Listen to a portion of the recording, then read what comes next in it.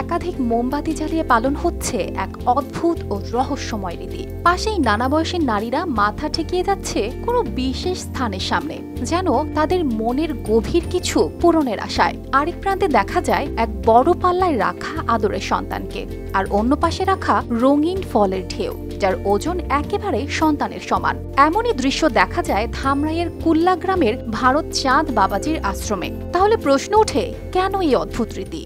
আসলে এখানে যে আপনারা দাড়িপাল্লাটা দেখলেন, এটার মূল উদ্দেশ্য হলো যে অনেকেই মানত করে যেটা যে আমার যদি বাচ্চা হয়, বাচ্চা সুস্থ থাকে, ভালো থাকে, তো আমার বাচ্চা যখন 2 বছর হবে বা 3 বছর হবে, আমার বাচ্চার সমান অনুযায়ী আমি ফল দিব। সেটা যে কোনো ফল হতে পারে, বা অনেকে বলে যে আমি দ্বিগুণ ফলও দিব। এই ক্ষেত্রে অনেকে ফল দেয়, আসে, প্রত্যেক বছর এটা হয়। একনল হ্যান্ড ওয়াশ 100% প্যারাবেন ফ্রি, তাই নিরাপদ হাতের জন্য আস্থা রাখুন একনলে। জীবনের সবচেয়ে বড় ইচ্ছাগুলোর মধ্যে একটি হলো সন্তানের মুখ দেখা। সেই সন্তানের মুখ দেখতেই নিঃসন্তান দম্পতিরা এখানে জড়ো হয়ে করছেন অদ্ভুত রীতি। আর সন্তান হলে বাচ্চার ওজনের সমান ফল দান করা হয় এখানে। বাচ্চা হতো না, বাবাজির এখানে আসা বাচ্চা হয়েছে। এখানে আমরা প্রতি বছর আসা ফলের মেলা হয়, ফল দেওয়া যায় আমরা এখানে।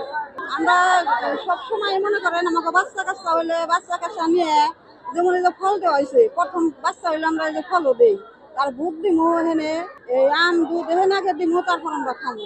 এরপর ফলগুলো মেলায় আগত ভক্তদের মধ্যে বিলিয়ে দেওয়া হয়। এই দৃশ্য প্রতিবার মেলায় হয় এক বিশেষ রীতির অংশ হিসেবে।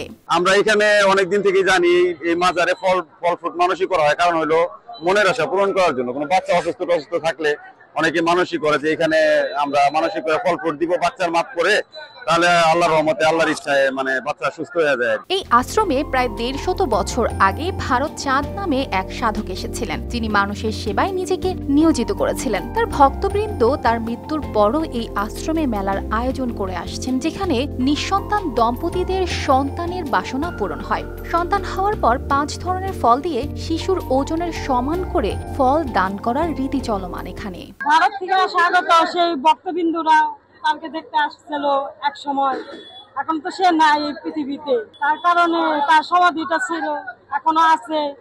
এই জন সবাই আসে তার টানে, তার সম্মানে। মেলার সময় আশ্রমের উত্তর পাশে 10 থেকে 12টি বড় ড্যাগে রান্না করা হয়, আর অসংখ্য মানুষ সারিবদ্ধ হয়ে খাওয়া দাওয়া করে আনন্দ ভাগাভাগি করে। স্থানীয়রা এই ফল মেলাকে এলাকার ঐতিহ্য এবং সাম্প্রদায়িক সম্প্রীতির প্রতীক হিসেবে দেখেন।